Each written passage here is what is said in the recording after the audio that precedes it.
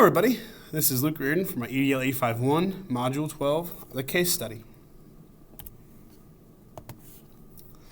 So to summarize the case, or the most important facts, I'm going to kind of go through these and explain why I thought I should include these into each one.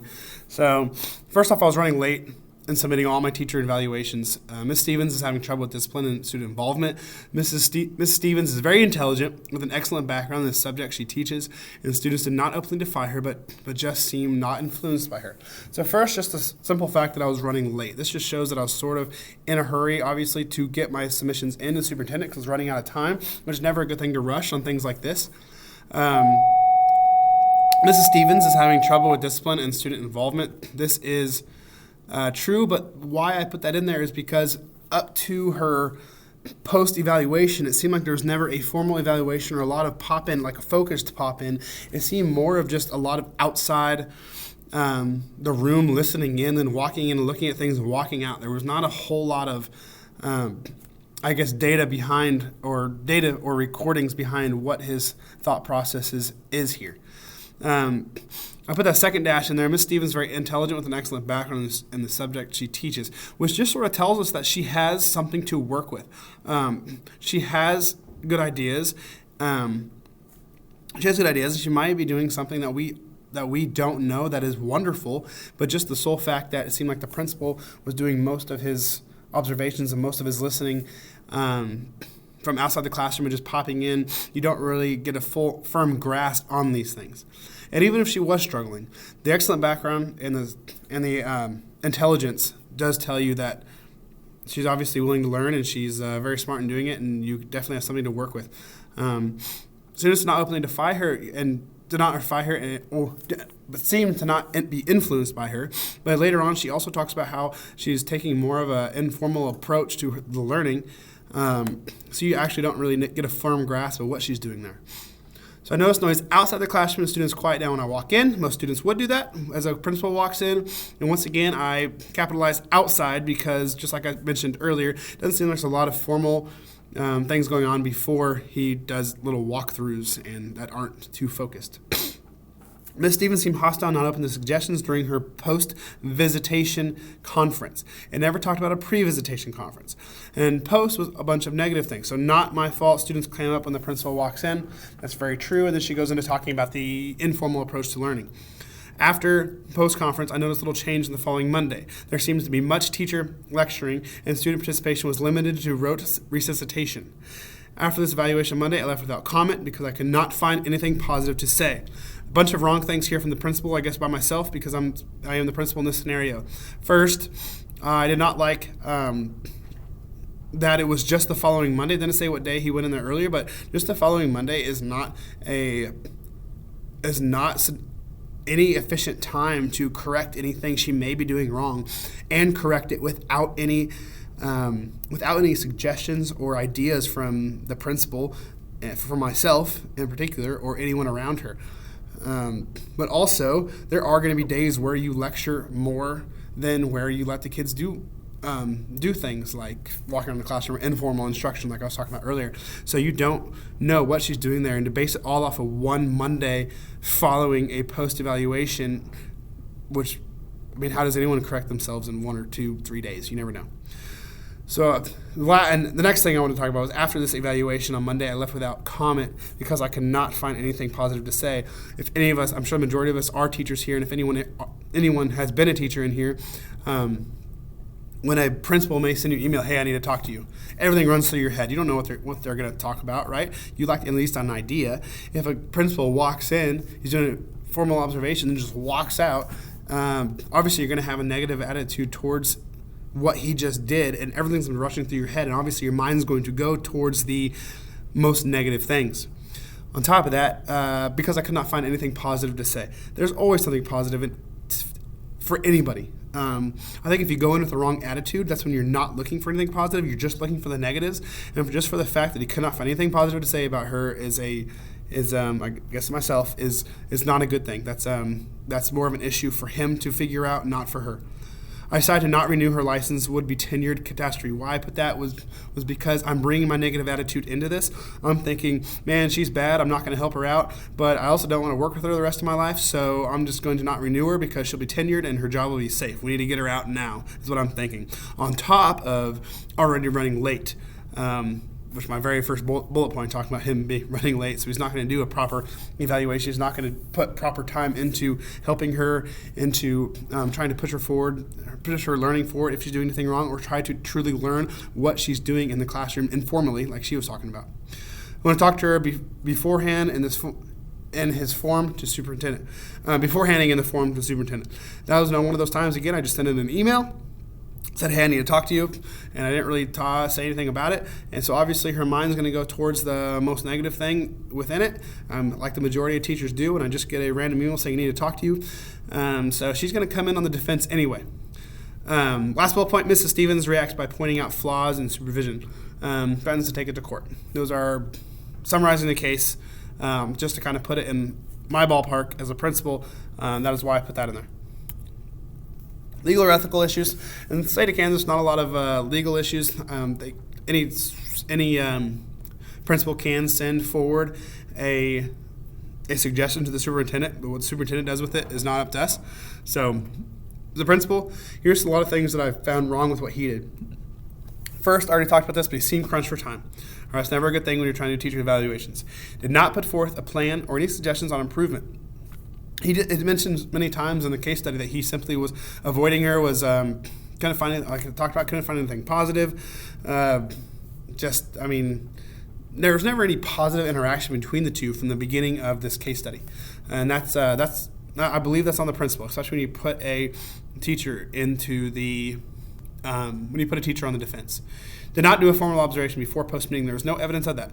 I don't know if he did or not, but it seemed like he was just basically hearing things outside, walking in, and leaving. There was never a lot of him actually trying to set up ways for her to improve, or for him to actually get a good idea and grasp a good idea of what she is doing in the classroom. Did not capitalize on her knowledge and intelligence. Just the fact that it mentions that. That's, like I already mentioned, that she has something to work with. Even if she is doing something wrong, or maybe because she's so intelligent, has a great background, she's doing something that we fully don't know. She's doing something wonderful in there, and as a principal, maybe I haven't taught her subject, maybe I don't know what she's doing. So, in that, it would be more, you'd want to go in to learn from her rather than to just instantly say, that's not how I would do it, you're wrong, which seems like what the principal or myself is doing. Did not allow adequate time for her change without suggestions. It looks like the picture shut it off a little bit there, sorry. Did not allow adequate time for change. But how do you allow adequate time when you're not putting forth suggestions? Maybe you need to have step-by-step and time frames for things. But when you have a negative interaction on a post-evaluation, then you check her out on Monday the next week, that's a very short turnaround. And I did not like that. So left without comment, resulting in added hostile emotions. Again, a lot of teachers' minds just go to the complete negative. I still get it when my wife says, hey, let's meet tonight. I don't know what's going on, and hopefully everything is all right. Your mind just goes to a dark place. When you leave without adding hostile, and leave without saying anything, that just kind of hurts. Could not find a positive. That, again, I think is fully on the principal. I think he went in with a negative attitude. I think myself, I think I went in thinking already, because of our negative interactions together, I'm not going in looking for any positives, and that is, once again, on the principal. There's always a positive to be found, always, always, always. Decided not to renew her contract because he does not want to work with her. That is an issue. That is, he's crunched for time. I kind of talked about this before, but he's crunched for time. He does not want to work with her, so you're going to basically get rid of a teacher just because you kind of have disagreements with her and you were kind of hostile towards each other. That's not a good thing to do as a leader. Had a reevaluation without explanation. He sent an email. If he could have sent an email if he was going to do that. So when it talked about her showing up into his office, he basically didn't kind of skip the small chat and just showed her the sheet. no explanations of why he said what he said. There was no proof of evidence about some of the moderate and the bad things he was talking about as far as the relationships with parents, relationships with kids. He had no proper evaluation for any of that, or I did. I had no proper evaluation for any of that, and he just kind of showed her without any explanation. So when you look at that and you just think, I mean, I've had no help. I've had no suggestions from anybody. How can you come to these conclusions without even talking to me first? And you just show me this piece of paper. That's obviously going to put her on the defense. And then I had no proper documentation. I don't have any. I mean, up to this point, you should have proof of what she's doing wrong to be able to terminate her like this. And there's no proof of that. So I don't know what basis he's going off of other than, like I talked about, the hostile emotions on the post evaluation, but also before that, I don't know how much documentation he had on the sitting outside the classroom and listening and not seeing students very much engaged. There's no proof of documentation, so no evidence for majority of evaluation. So Miss Stevens never was receptive to what the principal had to say. But again, I keep bashing myself as a principal that I mean, you put these teachers on defense because you come in with a complete negative attitude. How are they supposed to grow when they're trying to just defend themselves for an unjust cause that they seem to see? Did not show a growth mindset by asking for help from anyone. Instantly went to legal action. Once again, the legal action thing, they came in hot and heavy. They're already on the defense because you don't know what this is going to be about, and it just shows you this piece of paper. So obviously, this is going to anger the individual, regardless of how this person is from day to day. So I'm going to synthesize what happened in one sentence. I'll move that for a second. I've decided not to renew an experienced teacher based on minimal evidence and hostile actions and emotions from myself and Mrs. Stevens. I say hostile because there was never anything positive coming from myself, or coming from myself to set up meetings or outside the classroom or anything. There was always just some sort of negative emotions when I talked to Miss Stevens, or when I just listened to Miss Stevens. I'm not searching for any good in her, and on that it put Mrs. Stevens on the defense. So that was what created. I think that's what probably created the hostility towards myself as the principal.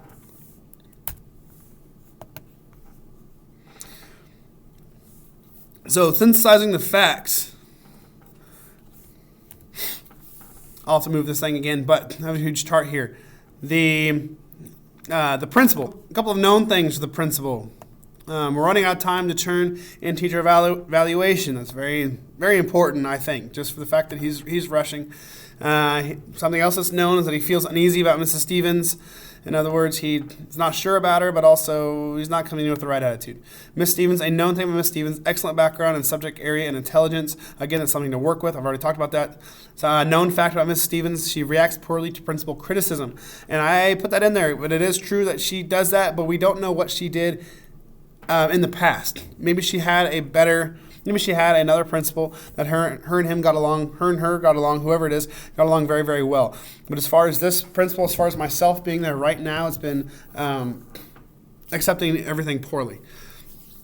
Ms. Stevens, unknown, put on defense because of principal's actions. I just talked about that. Principal's unknown, proper documentation to back up decisions. We do not know if he's had proper documentation, talked about that before, to be able to further his action to anything. So something else that's unknown, documentation to back up the rest of the evolution of what he was doing. The unknown, did he perform pre-observation or simply go off of what he hears in the hallways and walkthroughs? And we don't know how focused and how constant those walkthroughs were. It just seemed like a lot of just noticing something from the hallway.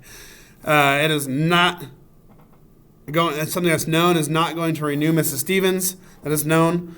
Ms. Stevens used an ultimatum for legal action, and we do know that she did do that. We don't know why. We don't know if she's going on the defense and basically reacting from what I am doing as the principal. We're not sure about the place in the program, the age equivalent. We don't know about the physical conditions, demography, or rural or suburb. Unknown is curriculum, grade level type of program, private, public school. We do not know that, but.